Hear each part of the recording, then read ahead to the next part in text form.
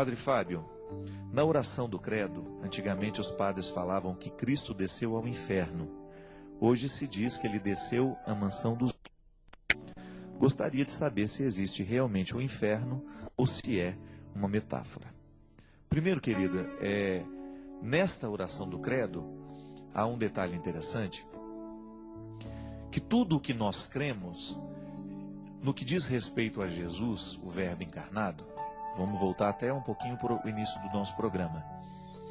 A cristologia, isto é, a parte da teologia que lida com as verdades de fé a respeito do Cristo, a respeito de Jesus, todas elas estão diretamente ligadas à antropologia, isto é, à realidade humana. Porque dentro da teologia, nós temos a antropologia teológica, né? Que é justamente a área que eu dava aula na faculdade. A antropologia, ela pensa o ser humano, mas por ser teológica, ela pensa à luz do Cristo, que é a referência para o humano. Então, ao dizer que Jesus desceu à mansão dos mortos, significa que ele cumpriu todo o processo humano da encarnação. Então, toda realidade que é encarnada precisa morrer. Então, naturalmente, Cristo, Jesus, o Verbo encarnado, vive todas as etapas da vida humana. Ele cumpre na carne todo o processo que diz respeito a uma realidade que está encarnada, isto é, um ser vivo.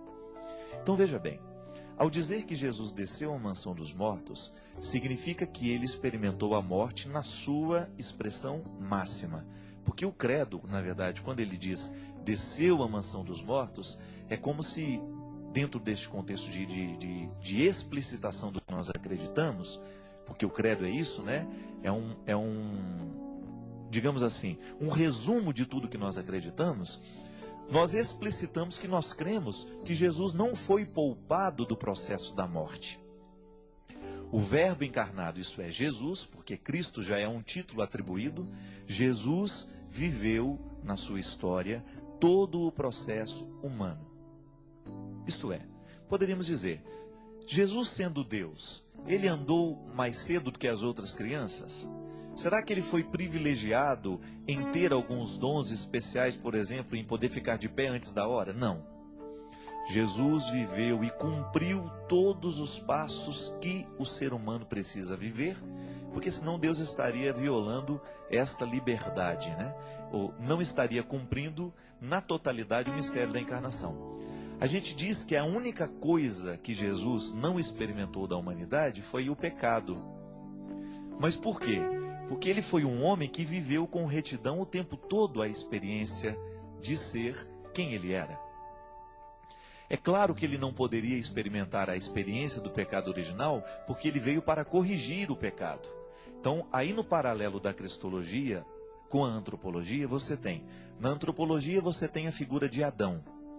Na cristologia você tem a figura de Jesus. Então, Jesus está para a humanidade para resolver o problema que Adão provocou.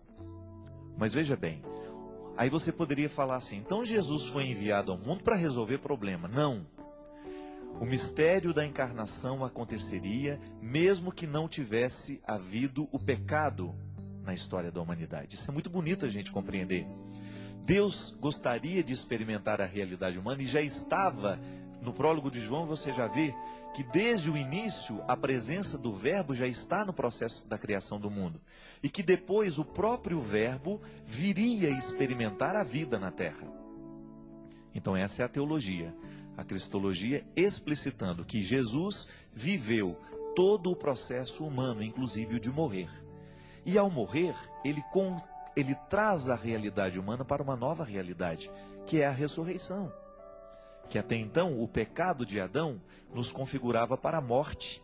Ele nos jogava para a morte. O pecado de Adão colocou dentro de nós uma herança que você tem, mesmo que a gente não queira, mesmo que a gente queira tirar o nome dos testamentos agora, não tem como. Nós somos marcados pelo pecado original, pelo limite original. Dê o nome que você quiser. De qualquer maneira, ao descer à mansão dos mortos, Jesus experimenta a totalidade dessa encarnação. Mas dali vem o novo sentido da morte, que é justamente a ressurreição, que é essa categoria nova que vai nos livrar da condenação da morte eterna. Não é verdade? Porque a partir do momento que Jesus ressuscita, e já que ele é humano, toda a humanidade cumpre com ele o destino que um dia Jesus, isso é, ele vive antes de todos nós aquilo que toda a humanidade vai viver. Ele ressuscita e nos coloca então agora nessa vocação de também sermos direcionados e chamados à eternidade, à vida de ressurreição. Que ela pode ser desdobrada o tempo todo na vida prática, né? Eu não preciso esperar morrer para viver a ressurreição. Você não precisa esperar a morte para você experimentar a ressurreição. A ressurreição, a eternidade, nós já começamos a construir agora.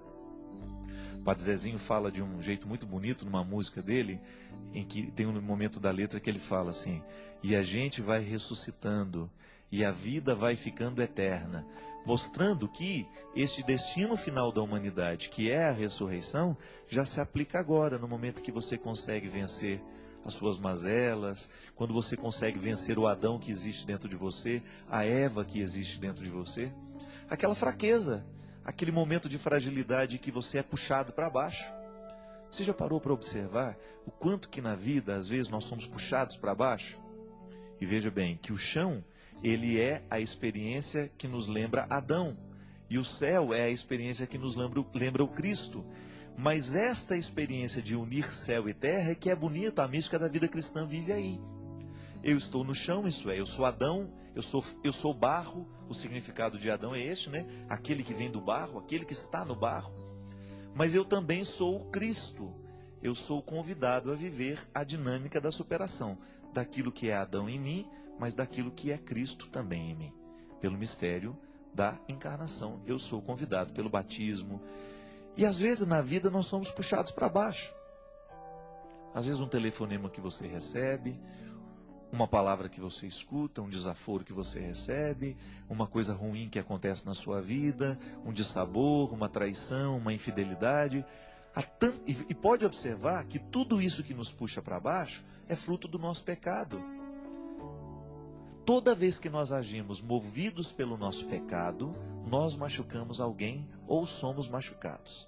É impressionante o quanto que o pecado tem o poder de nos machucar e de nos puxar para baixo. Então veja bem, é a força de Adão dominando o que a gente é. Agora, quando a gente cuida, por exemplo, eu vou fazer um esforço para não dizer o que machuca o outro.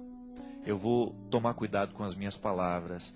Eu vou tomar cuidado com aquilo que eu falo, às vezes, no momento da minha raiva. Eu sou muito assim, gente. Às vezes eu fico irritado com as coisas e eu falo o que eu não quero. Eu magoo as pessoas que eu amo. Mas no ímpeto de querer resolver as coisas. Veja bem, eu estou sendo domado por Adão. Agora, no momento em que eu demoro um pouquinho antes de falar o desaforo, no momento que eu demoro um pouquinho antes de fazer a calúnia, de falar a fofoca, o Cristo então vence em mim. Está vendo que a mística do cristianismo é isso? É a gente é a gente colocar os nossos passos nos passos de Jesus. É bem natural dentro de nós que a gente assuma a posição de Adão. Isso é, do homem fraco, da mulher fraca, daquele que não consegue, daquele que não sabe, daquele que não pode. Mas o nosso desafio é justamente a gente domar tudo aquilo que não nos joga para baixo. É a gente colocar um pouco de limite e de tirar um pouco do poder das coisas que nos jogam para baixo. Daquilo que nos joga no chão, daquilo que nos decepciona, daquilo que nos amargura, daquilo que nos deixa amargos. E quando a gente vive a dinâmica do ressuscitado, a gente começa a sentir que isso vai ficando mais leve dentro de nós. A gente vai ficando mais moderado, a gente vai ficando mais ponderado, a gente vai falando menos, a gente vai ser menos impulsivo. É fruto de milagre? Se você quiser chamar isso de milagre, então é milagre. Porque, na verdade, a ação do Cristo em nós ela é miraculosa o tempo todo, mas ela é também esforço humano. Voltamos ao início do programa. A gente se humaniza cada vez que o Cristo vence dentro de nós. E por que é importante a gente crer que Jesus desceu à mansão dos mortos? É importante porque a gente sabe que ao descer à mansão dos mortos, toda a nossa realidade humana desce com ele. Mas não é para ficar ali, é para voltar glorificada. Então, aquilo que é meu, que me machuca, que me humilha, aquilo que me expõe frágil, eu deixo ser mergulhado no mistério do Cristo para que Ele me devolva aquilo, redimir. A palavra é essa, é redimir. E é tão bonito a gente pensar, minha gente, que o tempo todo nós passamos pela experiência de mergulhar as nossas misérias na mansão dos mortos. Isso não é uma teoria. Nós também precisamos mergulhar na mansão dos mortos, isso é, a gente precisa fazer morrer aquilo que é o nosso defeito, aquilo que é a nossa fragilidade, que às vezes nos envergonha tanto. A fragilidade não tem como fazer mergulhar e tirar. Eu estou falando dos desdobramentos dela. Frágil você vai ser. Como eu disse, nós somos peça de cristal. Nós quebramos fácil. Mas não é pecado ser de cristal. É até uma virtude.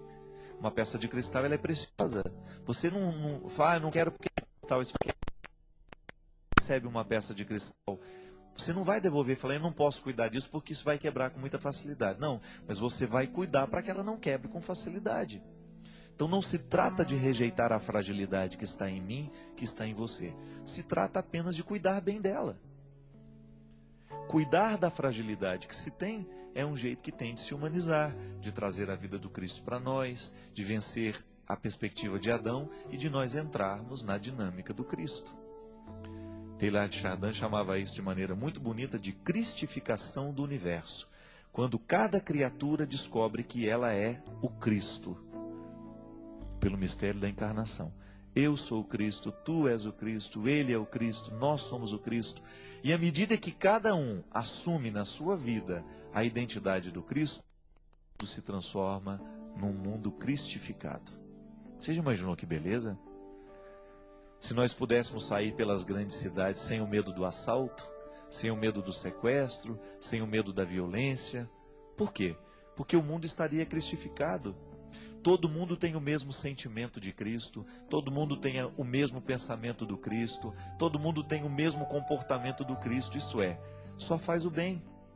Não deseja o mal a ninguém, não fala o que não deve falar, não olha o que não pode olhar, enfim.